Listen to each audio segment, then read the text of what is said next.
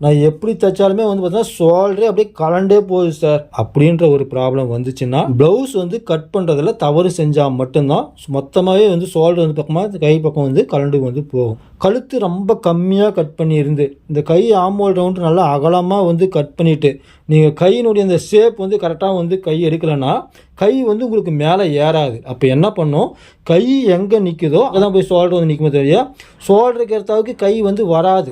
ஏன்னா அந்த இடத்துல நமக்கு வந்து பார்த்திங்கன்னா ரவுண்டு ஷேப் வந்து அந்த அக்குள் பகுதி வந்து பார்த்திங்கன்னா நமக்கு இழுத்து பிடிக்கிறதுனால நமக்கு வந்து கை வந்து மேல் பக்கம் ஏறி உக்காரு. உங்களுக்கு தைக்கிற ப்ளவுஸ் வந்து பார்த்திங்கன்னா கை மட்டும் ஜாயின் பண்ணாதீங்க, மற்ற எல்லாம் கம்பல்சரி ஃபினிஷிங் பண்ணிவிட்டு ப்ளவுஸ் வந்து கை ஜாயின் பண்ணாமல் போட்டு பாருங்கள். அப்படி போட்டு பார்த்தீங்கன்னா ஷோல்டர் எங்கே நிற்குது அப்படின்றத பாருங்கள், ப்ளவுஸ் ஃபிட்டிங் எப்படி இருக்குது அப்படின்றதையும் பாருங்கள். அப்புறமா திருப்பி கை ஜாயின் பண்ணிட்டு போட்டு பாருங்கள். நீங்கள் போட்டு பார்க்கும்போது ஷோல்டர் வலிஞ்சு போகிற மாதிரி இருந்துச்சுன்னா கண்டிப்பாக நீங்கள் வந்து பார்த்தீங்கன்னா கையில் தான் தவறு செய்கிறீங்க அப்படின்றது உங்களுக்கே வந்து